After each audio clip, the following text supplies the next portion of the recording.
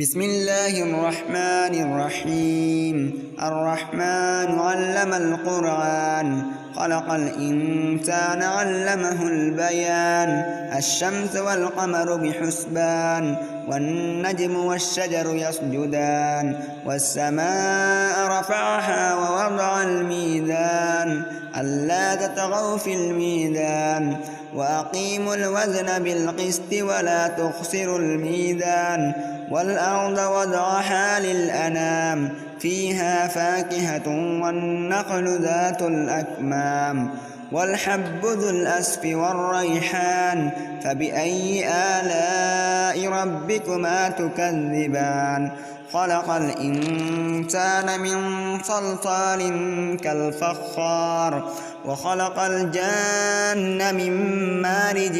من نار فبأي آلاء ربكما تكذبان رب المشرقين ورب المغربين فبأي آلاء ربكما تكذبان مرج البحرين يلتقيان بينهما برزخ لا يبغيان فبأي آلاء ربكما تكذبان يخرج منهما اللؤلؤ والمرجان فبأي آلاء ربكما تكذبان وله الجوار المنشآت في البحر كالأعلام فبأي آلاء ربكما تكذبان كل من عليها فان ويبقى وجه ربك ذو الجلال والإكرام فبأي آلاء ربكما تكذبان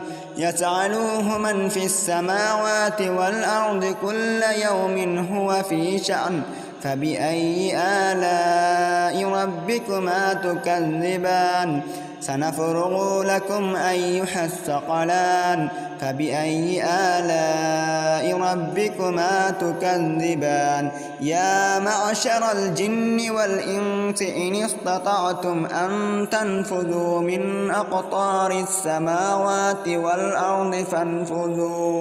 فانفذوا لا تنفذون إلا بسلطان فبأي آلاء ربكما تكذبان يرسل عليكما شعاع من نار ونحاس فلا تنتصران فبأي آلاء ربكما تكذبان فإذا انشقت السماء فكانت وردة كالدهان فبأي آلاء ربكما تكذبان فيومئذ لا يسأل عن ذنبه إنس ولا جان فبأي آلاء ربكما تكذبان يعرف المجرمون بسيماهم فيؤخذ بالنواصي والأقدام فبأي آلاء ربكما تكذبان هذه جهنم التي يكذب بها المجرمون يطوفون بينها وبين حميم آن فبأي آلاء ربكما تكذبان ولمن خاف مقام ربه جنتان فبأي آلاء ربكما تكذبان ذواتا أفنان فبأي آلاء ربكما تكذبان فيهما عينان تجريان فبأي آلاء ربكما تكذبان فيهما من كل فاكهة زوجان فبأي آلاء ربكما تكذبان متكئين على فرش بطائنها من استبرق وجنى الجنتين دان فبأي آلاء ربكما تكذبان فيهن قاصرات الطرف لم يطمسهن إنس قبلهم ولا جان